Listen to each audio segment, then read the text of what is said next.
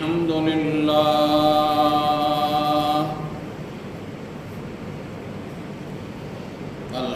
لله وكفى والصلاة والسلام على سيد الرسل وخاتم الأنبياء وعلى آله وصحبه وبارك وسلم،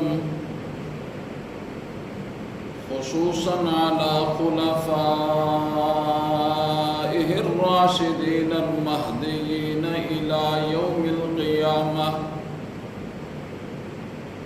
أما بعد، فأعوذ بالله من الشيطان الرجيم. بسم الله الرحمن الرحيم.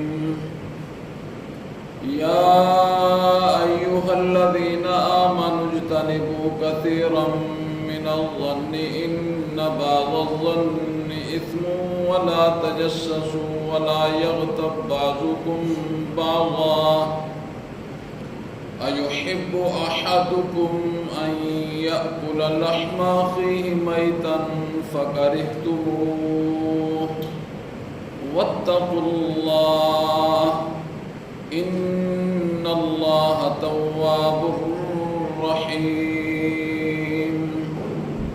صدق الله العظيم وصدق رسوله النبي الكريم، ونحن على ذلك لمن الشاهدين والشاكرين والحمد لله رب العالمين. تمام حضرات ایک مرتبہ درود ابراہیمی بلند آواز سے پڑھ لیں. اللهم صل على محمد وعلى آل محمد كما صليت على إبراهيم وعلى آل إبراهيم إنك حميد مجيد. اللهم بارك على محمد وعلى آل محمد كما باركت على إبراهيم وعلى آل إبراهيم إنك حميد مجيد. رب اشرح لي صدري ويسر لي أمري واحلل عقدة من لساني يفقهوا قولي.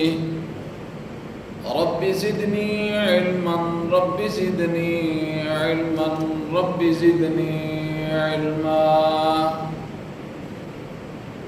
یا ایھا الذین آمنوا، اے وہ لوگو جو ایمان کے دعوے دار ہو، اجتنبوا کثیرا من الظن، بدگمانی سے اپنے آپ کو بچاؤ، بہت زیادہ بدگمانی سے اپنے آپ کو بچاؤ. بے شک بعض بدگمانیاں گناہ ہوتے ہیں. ولا تجسسوا، اور ایک دوسرے کی جاسوسیاں مت کیا کرو. ولا یغتب بعضکم بعضا، ایک دوسرے کی غیبتیں بھی نہ کیا کرو. کیا تم میں سے کوئی ایک بندہ یہ پسند کرتا ہے یہ کہ وہ اپنے مردہ بھائی کا مرے ہوئے بھائی کا گوشت کھائے؟ فَكَرِهْتُمُوهُ، تم میں سے تو ہر بندہ اس بات کو ناپسند کرتا ہے کہ ہم اپنے مرے ہوئے بھائی کا گوشت کھائیں. وَاتَّقُوا اللَّهَ، اللہ سے ڈر جاؤ، بے شک اللہ تعالیٰ بہت زیادہ توبہ قبول کرنے والا ہے اور رحم کرنے والا ہے.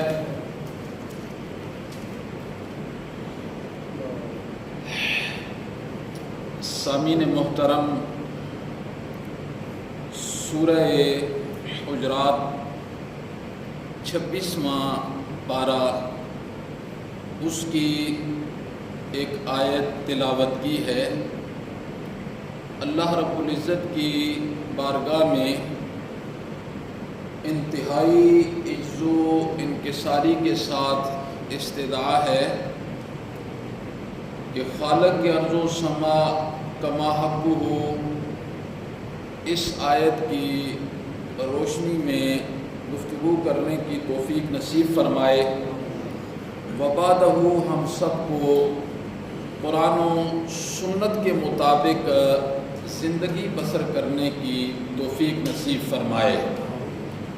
ایک مسلمان کے لیے اور ایک مومن کے لیے یہ جاننا انتہائی ضروری اور لازمی ہے کہ اس کے ذمہ ایک اللہ کے حقوق عائد ہوتے ہیں اور ایک حقوق العباد کا حق اس کی طرف متوجہ ہوتا ہے۔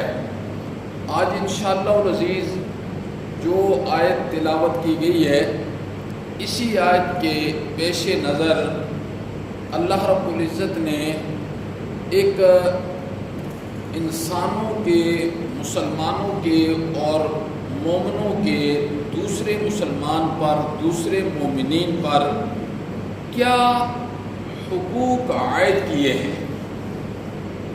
ہم میں سے ہر دعوی ایمان کرنے والے کو، ہر مسلمان کو پہلے اس چیز کا علم ہونا چاہیے کہ حقوق کیا ہوتے ہیں۔ سب سے پہلے ایک مومن کو، ایک مسلمان کو اس چیز کا علم ہونا چاہیے کہ حقوق کیا ہوتے ہیں، حقوق کس چیز کا نام ہے۔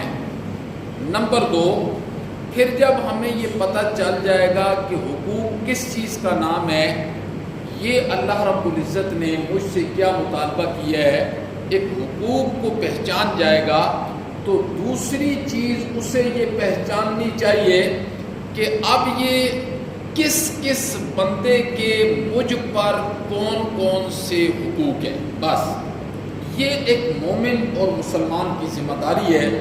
انشاءاللہ اسی کے متعلق چند حق جو ہے تو بہت لمبی فہرست ہے اس کی، لیکن چونکہ وقت کی تنگی ہوتی ہے تو جو ضروری اور بنیادی جو حقوق ہیں انشاءاللہ العزیز انہیں میں اس مختصر سے وقت میں سمیٹنے کی کوشش کروں گا۔ آپ حضرات نے پوری توجہ کے ساتھ سماعت فرمانا ہے کہ اللہ رب العزت نے اپنے ماننے والوں سے کیا مطالبہ کیا ہے، اور انشاءاللہ یہ جو چھان بین کر کے میں آپ کے سامنے یہ حقوق کو پیش کروں گا، یہ انشاءاللہ میری عادت بھی نہیں ہے قرآن اور سنت سے ہٹ کر گفتگو کرنا، چونکہ وقت بھی بڑا مختصر ہوتا ہے۔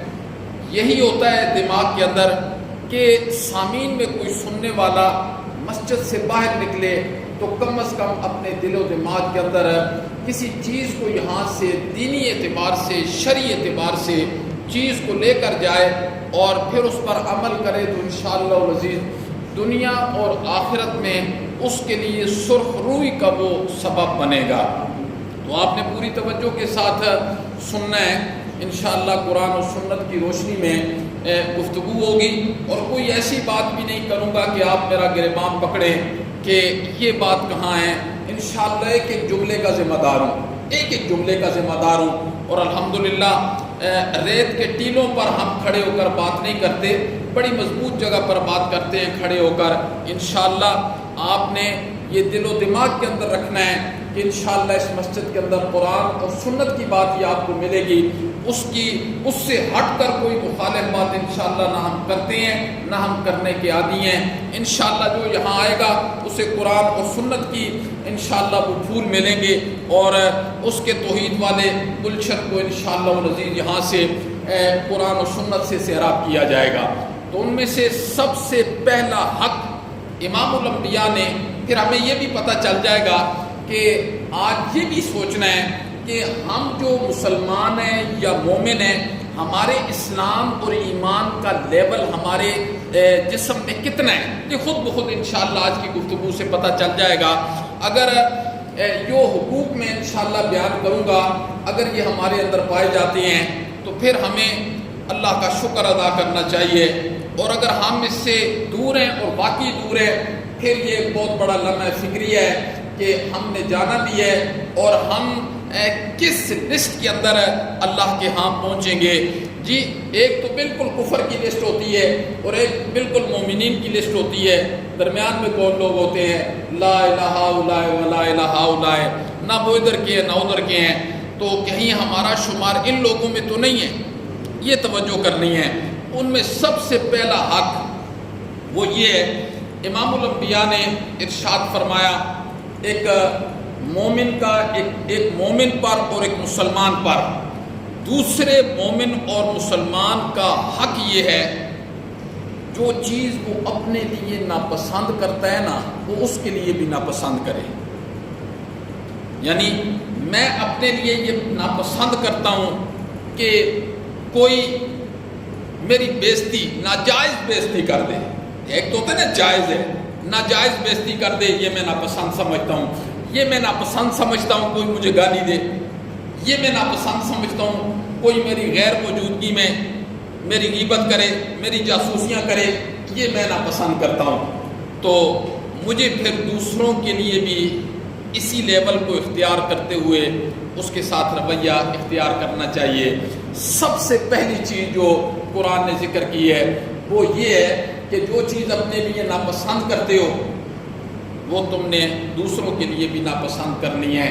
جی میں یہ ناپسند کرتا ہوں کوئی مجھے دھوکہ دے دے, یہ میں ناپسند کرتا ہوں. یہ میں ناپسند کرتا ہوں کوئی میری چوری کر دے.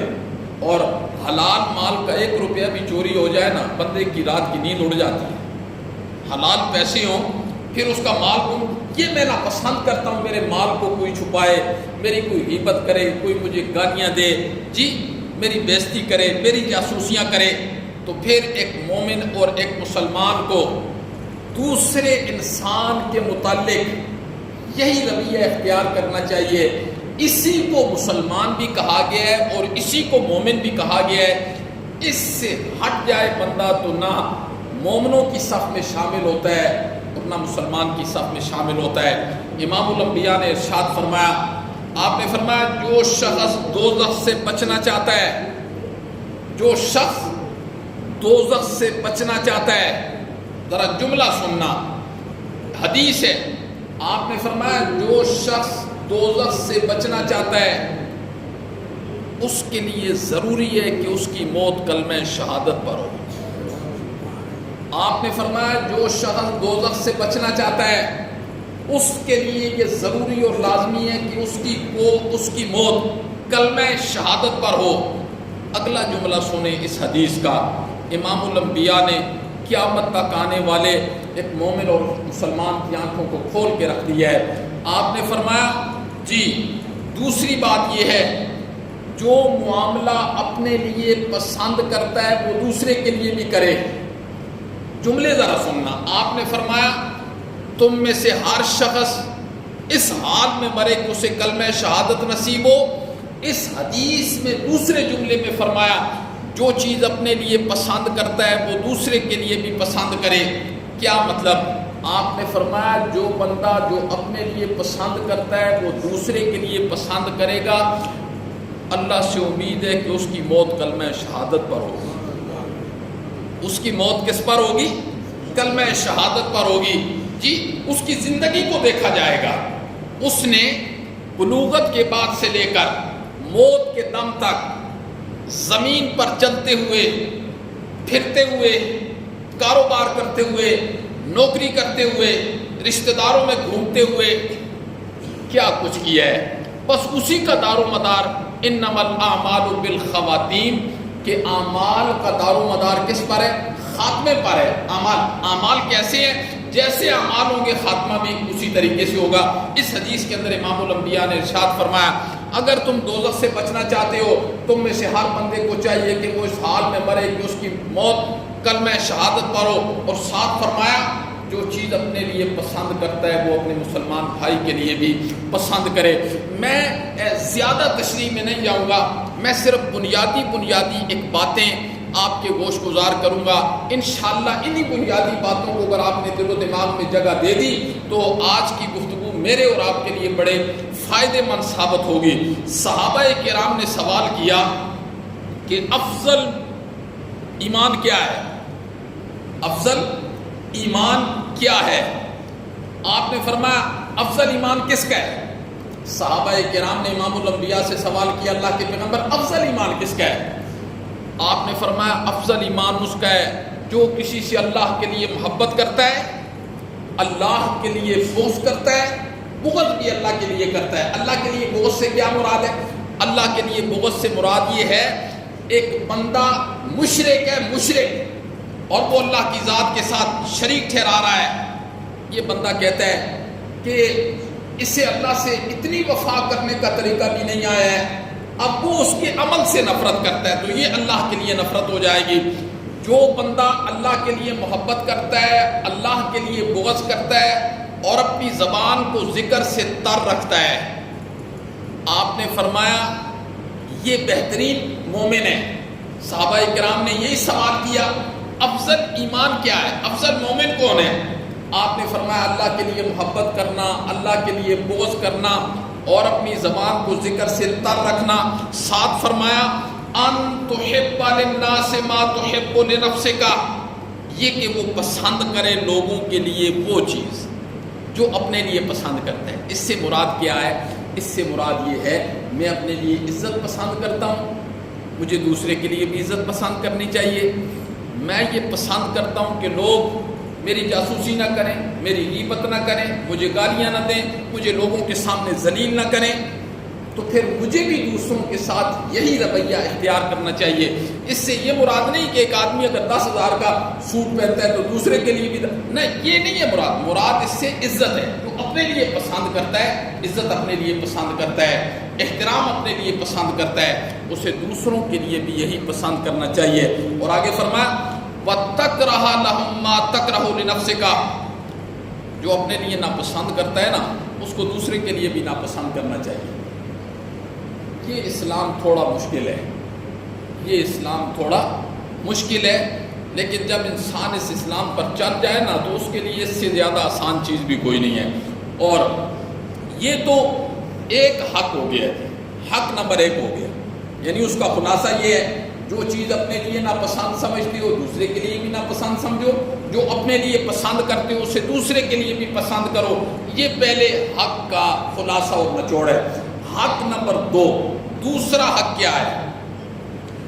آپ نے فرمایا المسلم من سلم المسلمون من لسانہ و یدہ۔ پوچھا اللہ کے پیغمبر مسلمان کون ہے؟ مسلمان کون ہے؟ آپ نے فرمایا المسلم من سلم المسلمون من لسانہ و یدہ، مسلمان وہ ہے جس کے ہاتھ سے اور زبان سے دوسرا مسلمان محفوظ رہے، وہ مسلمان ہے۔ یعنی اگر کسی کے ہاتھ سے اور کسی کی زبان سے ایک مومن اور مسلمان محفوظ نہیں ہے تو وہ اسلام اور مومن والی لسٹ سے باہر ہو جاتا ہے۔ آپ نے فرمایا یہ، آپ نے پوچھا اللہ کے پیغمبر مسلمان کون ہوتا ہے؟ آپ نے کیسی زبردست قسم کی تشریح بیان فرمائی۔ آپ نے فرمایا المسلم من سلم المسلمون من لسانہ و یدہ، مسلمان وہ ہوتا ہے جس کی زبان سے اور جس کے ہاتھ سے دوسرا مسلمان کیا رہے؟ محفوظ رہے، اور جس کی زبان اور ہاتھ سے دوسرا کوئی مسلمان مومن محفوظ نہیں ہے۔ جی اللہ اکبر۔ آپ نے فرمایا کہ وہ مسلمان نہیں ہے۔ یہی سوال کیا تھا امام الانبیاء نے صحابہ کرام سے، تم جانتے ہو مسلمان کون ہے؟ صحابہ نے فرمایا اللہ کے پیغمبر اللہ و رسول عالم۔ پھر آپ نے یہ فرمایا المسلم من سلم المسلمون من لسانہ و یدہ، مسلمان وہ ہے۔ جی اللہ اکبر۔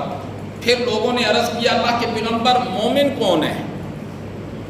آپ کو آج مسلمان کا معنی بھی پتہ چلنا چاہیے اور مومن کا معنی بھی پتہ چلنا چاہیے۔ مسلمان کا مطلب ہمیں پتہ چل گیا، مسلمان وہ ہوتا ہے جس کے ہاتھ سے اور زبان سے دوسرا مومن یا مسلمان محفوظ ہوتا ہے، ناجائز طریقے سے نہ غلط استعمال زبان کرتا ہے اور نہ غلط ہاتھ استعمال کرتا ہے۔ اگر یہ دونوں کام کرتا ہے تو پھر وہ اپنی خواہش میں مسلمان ہے، اللہ کے کاغذوں میں مسلمان نہیں ہے۔ نمبر 2، صحابہ نے پوچھا اللہ کے پیغمبر مومن کون ہوتا ہے؟ مومن، امام الانبیاء نے مومن کی تعریف فرمائی اور مزہ ہی آ گیا۔ آپ نے فرمایا المومن من آمنہ الناس علی اموالہم و دمائہم، مومن وہ ہوتا ہے ایک مومن کسی دوسرے بندے کے متعلق یہ گمان کرتا ہے کہ میرا مال اور میری جان کو یہ کبھی نقصان نہیں دے سکتا، کبھی نقصان نہیں دے سکتا، نہ میرے مال کو نقصان پہنچا سکتا ہے اور نہ میری جان کو۔ ایک مومن کسی کے متعلق یہ گمان کرتا ہے، کسی مومن کے متعلق، کہ یہ ایسا مومن ہے میرا مال اور میری جان اس سے محفوظ ہے، چاہے میں اس کے سامنے ہوں یا نہ ہوں، مال تب محفوظ ہے اور جان کا بھی کوئی خطرہ نہیں ہے۔ اگر کسی بندے سے کسی مومن کو مال اور جان کا خطرہ ہے، آپ نے فرمایا وہ مومن نہیں ہو سکتا، مومن وہ نہیں ہو سکتا، وہ پھر اپنی نفس کے اندر اپنے آپ کو مومن کہہ رہا ہے۔ جی اگر ہم اس کیٹیگری میں آتے ہیں تو پھر ہمیں اللہ کا شکر ادا کرنا چاہیے اور تنہائیوں میں بیٹھ کر اللہ کا شکر ادا کرنا چاہیے، مولا تو نے مجھے ایسا مومن بنایا ہے کہ دوسرا مومن وہ میرے بارے میں یہ نظریہ رکھتا ہے کہ اس سے مجھے اپنے مال کا خطرہ بھی نہیں ہے اور اس سے مجھے اپنی جان کا خطرہ بھی نہیں ہے۔ امام الانبیاء نے فرمایا یہ تو مومن ہے، مومن یہ ہوتا ہے۔ اب آپ کو پتہ چل جانا چاہیے مسلمان کون ہوتا ہے؟ جس کے ہاتھ اور زبان سے دوسرے لوگ محفوظ رہتے ہیں۔ مومن کون ہوتا ہے؟ آپ نے فرمایا مومن وہ ہوتا ہے جو کسی کی جان کو بھی محفوظ رکھتا ہے اور اس کے مال کو بھی محفوظ رکھتا ہے، وہ مومن ہوتا ہے۔ اللہ اکبر۔ حدیث کے اندر آتا ہے اللہ رب العزت جب انسانوں کو دوزخ میں ڈال دیں گے اور دوزخ کے اندر لامحدود بیرکیں ہوتی ہیں، جس طرح جیل میں بیرکیں ہوتی ہیں نا، قتل کے مجرم الگ ہوتے ہیں، ڈاکو الگ ہوتے ہیں، زانی الگ ہوتے ہیں، شرابی بیرکیں ہوتی ہیں، اس طرح جی اس طرح جہنم کے اندر اربہا بیرکیں ہیں، انگنت۔ ایک بیرک میں اللہ قیدیوں کو خارش میں مبتلا کر دے گا، جہنم کی آگ بھڑک رہی ہوگی، آگ کے اندر جل رہے ہوں گے، اور حدیث کے اندر آتا ہے امام الانبیاء نے فرمایا وہ جہنمی خارش کرنا شروع کریں گے اور اتنی خارش کریں گے کہ گوشت ختم ہو جائے گا، ہڈیاں باہر آ جائیں گی، تو اللہ کی طرف سے آواز آئے گی، اللہ کہیں گے مزہ آیا؟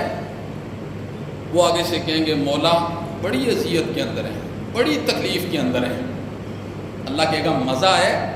جی اللہ بھی ان سے استہزاء کرے گا نا، جیسے آج ہم اللہ کی باتوں کا استہزاء کرتے ہیں، اللہ ایسے ہی استہزاء۔ اللہ کہیں گے مزہ ہے؟ وہ آگے سے کہیں گے مولا بڑی اذیت کے اندر ہے، بڑی تکلیف کے اندر ہے۔ اللہ اکبر، اللہ اکبر۔ اللہ کہیں گے جواب آئے گا یہ تمہیں پتہ ہے ہم سزا کیوں دے رہے ہیں تمہیں، یہ کیوں سزا دے رہے ہیں؟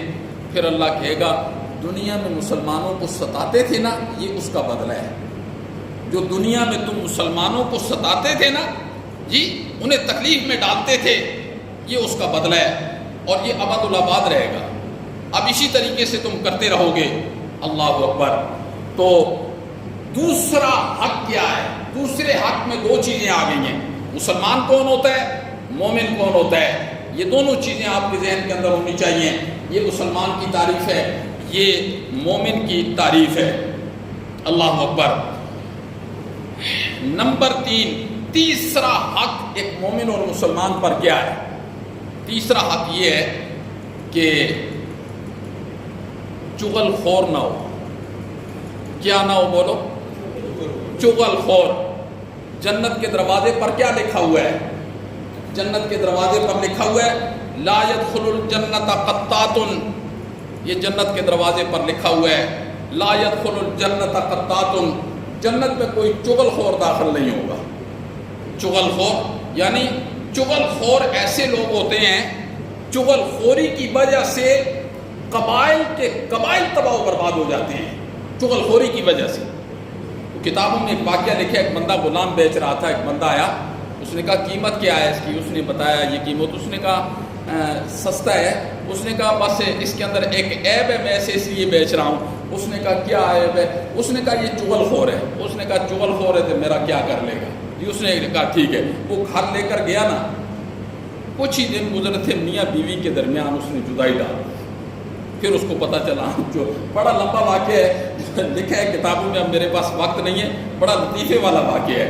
تو خیر چغل خور جو ہے نا، یہ جنت میں داخل نہیں ہوگا۔ ایک کی چغلی کرنا، دوسرے کی چغلی کرنا، یہ تو آج ہماری عادت اول بن چکی ہے، یہ آج میری عادت اول بن چکی ہے۔ ہر ایک بندے کی چغلی کرنا، اس کی بات اس کے سامنے، اس کی بات اس کے سامنے، یہ کیا ایمان ہے؟ یہ کیا مسلمان ہے؟ یہ کیا مومن ہے؟ یہ آپ نے فرمایا مومن نہیں ہو سکتا۔ جی لا يدخل الجنت قطات۔ اللہ اکبر۔ نمبر 4، ہر ایک کے ساتھ مومن خیرخواہی کرے گا، ہر ایک کے ساتھ مومن خیرخوائی کرے گا جی. اگلا چاہے نیک بخت ہے یا بدبخت ہے، یعنی اگلا چاہے نیکوکار ہے یا گناہگار ہے جی. آج ہم کیا کہتے ہیں، ہم جب کسی کے ساتھ نیکی کر رہے ہوتے ہیں نا، اس کی طرف سے کوئی ہمیں ہلکی سی کوئی اذیت محسوس ہوتی ہے نا، ہم کہتے ہیں یہ تو نیکی کے قابل ہی نہیں ہے. ہم کہتے ہیں نیکی کے قابل نہیں ہے. لیکن یہاں نبی پاک صلی اللہ علیہ وسلم کی کیا تعلیم ہے؟ آپ کا چچے کا بیٹا ہے، آپ کا خالہ کا بیٹا ہے، آپ کا چچا ہے، آپ کا ماموں ہے، آپ کا رشتہ دار ہے، آپ کے محلے میں رہتا ہے، آپ کا پڑوسی ہے جی. امام الانبیاء نے فرمایا یہ نہیں کہنا کہ وہ نیکی کے قابل نہیں ہے. اگر وہ نیکی کے قابل نہیں ہے تو بھی نیکی کرنے کے قابل نہیں ہے. تو کر، تو پھر اس کے ساتھ کر. وہ نیکوکار ہے یا بدکار ہے جی. ہم کہتے ہیں یہ نیکی کے قابل ہی نہیں ہے. اللہ کے نبی نے فرمایا نہ، ایک مومن بندہ ہو پھر اس نے نیکی اس کے لیے کرنی ہے، اس نے تو کرنی ہے اللہ کے لیے. آگے چاہے وہ نیکوکار ہے یا بدکار ہے جی. ہم کون سے دودھ کے ساتھ دھلے ہوئے ہیں؟ ہم سے گناہ نہیں ہوتے. اور میرے بھائی ہمارے گناہوں کا مخلوق کو پتہ چل جائے تو ہمارے ساتھ سلام بھی نہ کرے وہ جی. یہ تو اللہ کی ذات ہے. تو آپ نے فرمایا ہر ایک کے ساتھ مومن خیرخوائی کرتا ہے. خیرخوائی اس کے بارے میں اس کی اچھی سوچ ہوتی ہے، اچھے ریمارکس ہوتے ہیں، اچھا بہیو ہوتا ہے، اچھا طریقہ کار ہوتا ہے. آپ نے فرمایا ایمان لانے کے بعد سب سے پسندیدہ چیز یہ ہے کہ بندہ لوگوں سے دوستیاں کرے اور پھر ان کے ساتھ احسان کرے. ان کے ساتھ کیا کرے؟ احسان کرے. آپ نے فرمایا اسلام کے بعد یہ پسندیدہ عمل ہے، یعنی لوگوں کے ساتھ دوستی کرنا، ان کے ساتھ احسان کرنا. اللہ اکبر. وہ نیک ہو یا بد ہو، اس سے ہٹ کر، اس سے قطع نظر جی، اس کی نیکی اور اس کی بدی اس کے ساتھ ہے. میرے لیے کیا حکم ہے، مومن کے لیے کیا حکم ہے، مسلمان کے لیے کیا حکم ہے، اس کے لیے یہ حکم ہے. یہ چوتھا حق ہے. نمبر 5، پانچواں حق کیا ہے؟ ذرا اسے توجہ کے ساتھ سننا ہے. پانچواں حق یہ ہے بوڑھوں کی تعظیم کرنا.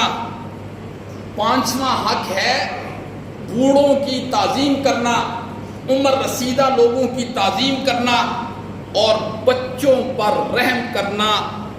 یہ ایک مومن کا اور ایک مسلم کا دوسرے مومن اور مسلم پر یہ حق ہے. اس کو ہم نے پہچاننا ہے. کبھی اس کی پہچان معاشرے میں ہوا کرتی تھی، بس جب سے میڈیا نظر آیا ہے نا یہ پہچان اس دھرتی سے مٹ گئی ہے. بوڑھوں کا احترام کرنا، اس میں یہ نہیں ہے کہ آپ کا بابا ہے، آپ کا نانا ہے، آپ کا دادا ہے، نہ کوئی بوڑھا بھی ہے معاشرے کا، اس کا احترام کرنا. ابھی تک بچپن کے اندر انسان بچہ ہوتا ہے نا، بچہ، اس کے بچپن میں جو چیز ہوتی ہے نا، ہم نے اکثر دیکھا ہے جو لوگ بڑی عمر کے ہوتے ہیں نا، ان کا دماغ اگر خراب بھی ہو جاتا ہے نا، بچپن کی باتیں یاد رہتی ہیں. اس دماغ کی خرابی میں بچپن کی باتیں وہ کرتے ہیں جی، باقی انہیں ساری باتیں بھول جاتی ہیں. اللہ اکبر. بچپن میں جو چیز بچہ دیکھتا ہے نا اس کے دماغ میں فکس ہو جاتی ہے. بچپن میں ہم دیکھا کرتے تھے محلے میں اگر کوئی بچہ غلط کام کرتا نا تو کوئی بوڑھا بندہ آتا نا اسے دے تھپڑ مارتا. کسی کی جرت نہیں ہوتی تھی آگے سے بات کرنے کی، جرت نہیں ہوتی تھی. یہ میں آج کی بات نہیں بتا رہا، کسی کی جرت نہیں ہوتی تھی. نہ اس کا والد اسے کچھ کہتا تھا جی، کیوں کہ وہ غلط کام کر رہا ہے. آج جب جدت آ گئی ہے، پڑھ لکھ ہم زیادہ گئے ہیں، پڑھائی زیادہ ہو گئی ہے، پھر اگر ایک بوڑھا کوئی اگر غلط بات کر دے نا، ایک جوان کہتا ہے بابا تو بڑھو ہو گئے تینوں والے تک عقل نہیں آئی ہے. یہ آج ہم کہتے ہیں، چونکہ یہ نئی تعلیم ہے نا، اس کا صلہ ہم یہ دے رہے ہیں. تو نبی پاک نے کیا فرمایا جو مومن ہوگا مسلم ہوگا وہ اپنے بوڑھے کا احترام کرے گا. لیکن آج یہ احترام آپ کو نظر آتا ہے؟ آج یہ احترام ختم ہو گیا ہے. اور امام الانبیاء نے فرمایا جس نے سفید بال والوں کی تعظیم کی اس نے اللہ کی تعظیم کی. جس نے سفید بال والے کی تعظیم کی اس نے اللہ کی تعظیم کی. آج تو بیٹا اپنے والد کی تعظیم نہیں کرتا ہے، مسلمان کس بات کا ہوا؟ بیٹا اپنے والد کی تعظیم نہیں کرتا، چہ جائے کہ باقی لوگ ایک بوڑھے کی تعظیم کریں گے۔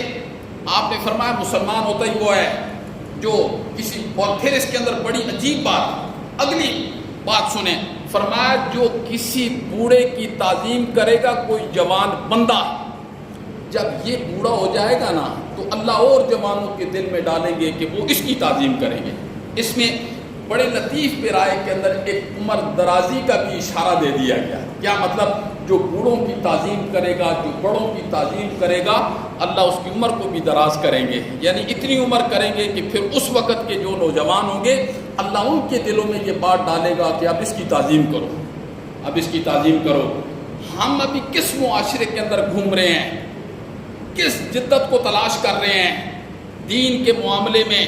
اگر ہم چاہتے ہیں کہ مرتے وقت ہمیں کلمہ بھی نصیب ہو تو پھر دین کے معاملے میں ہمیں امام الانبیاء کی سیرت کو پڑھنا ہوگا، ہمیں خلفائے راشدین کی طرف دیکھنا ہوگا، صحابہ کی زندگیوں کو پڑھنا ہوگا، اپنے اکابر کی زندگیوں کو پڑھنا ہوگا۔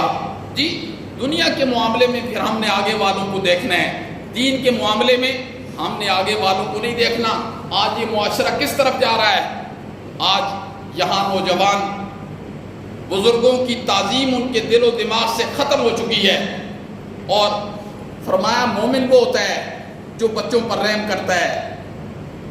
نبی پاک صلی اللہ علیہ وسلم کی گود میں بچے لا کے رکھتے تھے نا لوگ اس وقت، جی کئی مرتبہ ایسے ہوا کہ بچے نے پیشاب کر دیا آپ کی گود میں، اس کے بابا نے پکڑنا چاہا نا، کھینچنا چاہا، آپ نے فرمایا نہ ایسے نہیں کرنا، ڈر کی وجہ سے اس کا پیشاب رک جائے گا، کیا ہوا ہے کر گیا ہے، ہم کپڑے تبدیل کر لیں گے، ہم تو اس نبی کی امت ہیں۔ میرے بھائی بچہ گود میں پیشاب کر گیا ہے، آپ نے فرمایا نہیں اٹھانا، کرنے دو اسے۔ اور جب غزوات سے واپس آتے تھے نا، کسی غزوے سے بھی مدینہ کے بچوں کو پتہ ہوتا تھا، باہر کھڑے ہو جاتے تھے۔ جی جب نبی پاک مدینہ کے اندر داخل ہوتے، بچے کھڑے ہوتے، جی کچھ بچوں کو 3-4 بچوں کو آگے بٹھا دیتے سواری کے، کچھ کو پیچھے بٹھا دیتے، کچھ صحابہ کے ساتھ بیٹھ جاتے۔ جو نبی پاک صلی اللہ علیہ وسلم کے ساتھ بیٹھتے نا وہ دوسروں پر فخر کرتے، جو آگے بیٹھتا وہ پیچھے والے پر فخر کرتا، ہم آگے بیٹھے ہیں۔ یعنی اس قدر امام الانبیاء بچوں کے ساتھ پیار کرتے تھے۔ آج ہم بچوں کے ساتھ کیا پیار کرتے ہیں؟ بڑوں کی تعظیم کرنا ہے، چھوٹوں کے ساتھ شفقت کرنی ہے۔ اور نمبر 6 چھٹا حق کیا ہے؟ سب مسلمانوں کے ساتھ خندہ پیشانی سے پیش آنا، ہنستے ہوئے چہرے کے ساتھ ملنا۔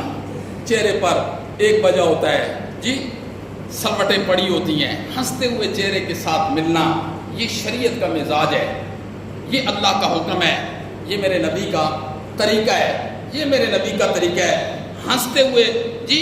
اور کسی چھوٹی نیکی کو بھی حقیر نہیں جاننا، چھوٹی نیکی کو بھی حقیر نہیں جاننا۔ جو چھوٹی نیکی کو حقیر سمجھتے ہیں نا اللہ انہیں بڑی نیکیوں سے محروم کر دیتے ہیں۔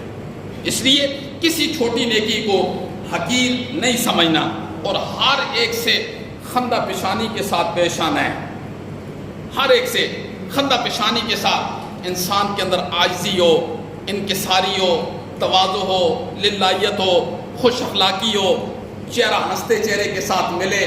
خدا پائد شاید ہے ایک بندہ ہنستے چہرے کے ساتھ مل کر دوسرے کے دل میں جو مقام لے لیتا ہے نا وہ ساری دنیا بیچ کر بھی وہ مقام نہیں لے سکتا، ساری دنیا۔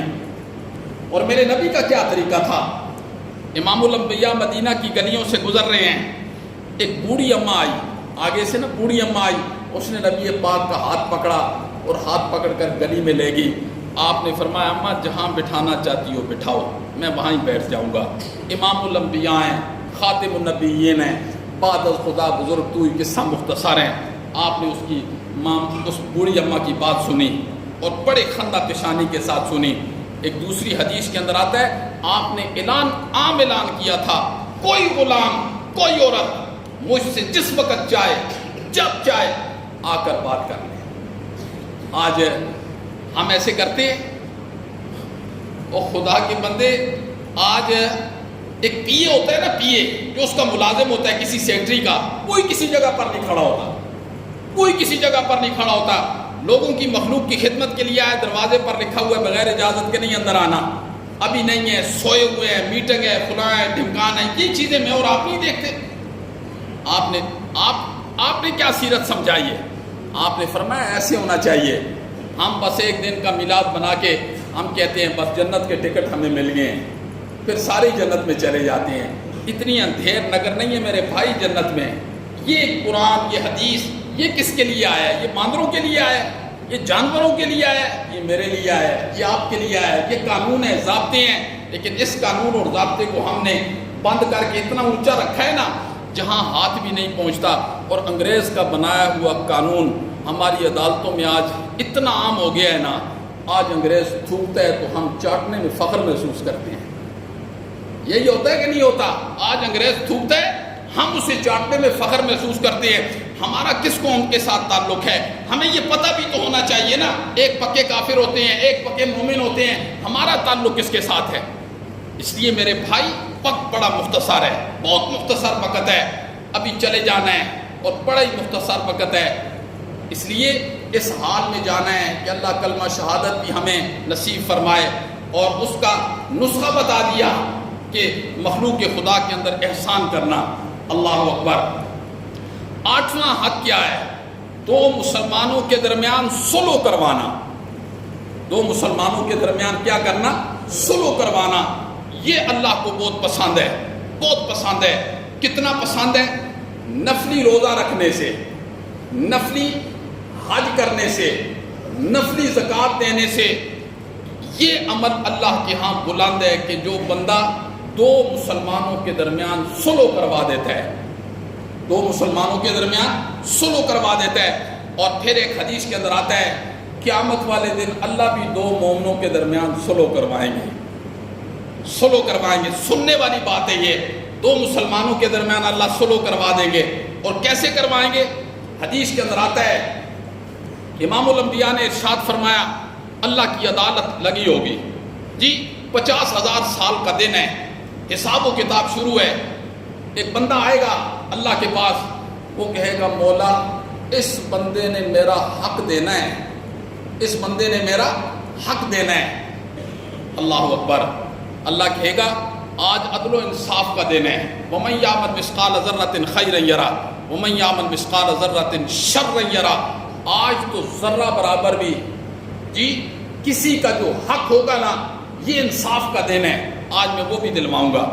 اللہ کہیں گے اس نے تیرا کیا حق دینا ہے؟ وہ کہے گا مولا اس نے یہ، اللہ کو سب علم ہے، وہ کہے گا مولا اس نے یہ دینا ہے، یہ دینا ہے. اللہ اس بندے کو کہے گا دے اس کا حق. وہ کہے گا میرے پاس تو مولا کچھ بھی نہیں ہے. اللہ اس کو کہے گا ہاں یہ تو کہہ رہا ہے میرے پاس کچھ بھی نہیں ہے. تو وہ بندہ اللہ سے کہے گا اللہ پھر میرے گناہ اس کے اوپر ڈال. اللہ اس کے گناہ اس کے اوپر ڈال دے گا.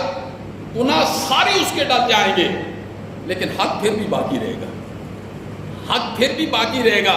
مثلا ایک مثال دیتا ہوں میں. ایک بندے نے کسی کا کتنا دینا ہے جی؟ ₹1,00,000 دینا ہے، لیکن جس بندے کا دینا ہے نا اس کے گناہ ہی 50,000 کے، 50,000 کے اس کے گناہ ہیں. وہ آ جائیں گے تو پھر باقی حق تو دلوائے گا اللہ. وہاں تو اس کے پاس ہے ہی نہیں ہے، گناہ بھی آ گئے ہیں، حق بھی نہیں ہے. پھر کیا ہوگا؟ حدیث کے اندر آتا ہے اب یہاں اللہ دو مسلم کے درمیان صلح کروائے گا. اور صلح کا انداز کیا ہوگا؟ اب وہ جھگڑ رہے ہوں گے، مولا گناہ تو میرے سارے چلے گئے، اب میرا حق تو پھر بھی باقی ہے. اچانک اللہ کہیں گے سر اٹھا. وہ اٹھائے گا نا، اچانک ایک محل سونے اور چاندی کا بنا ہوا اس قدر خوبصورت ہوگا کہ وہ کہے گا مولا مولا یہ کسی نبی کا ہے، یہ کسی فرشتے کا ہے، یہ کسی جن کا ہے؟ اللہ کہیں گے نہیں یہ کسی کا نہیں ہے، یہ عام انسان کا ہے، یہ ہم پیسوں کے بدلے میں دیتے ہیں. وہ بندہ کہے گا مولا اس کی قیمت کیا ہے؟ اللہ کہیں گے تو اسے معاف کر دے، یہ اس کی قیمت ہے. تو اسے معاف کر دے، یہ اس کی قیمت ہے. وہ کہے گا مولا میں نے اسے معاف کیا. اس سونے اور چاندی کے محل کے اندر وہ چلا جائے گا.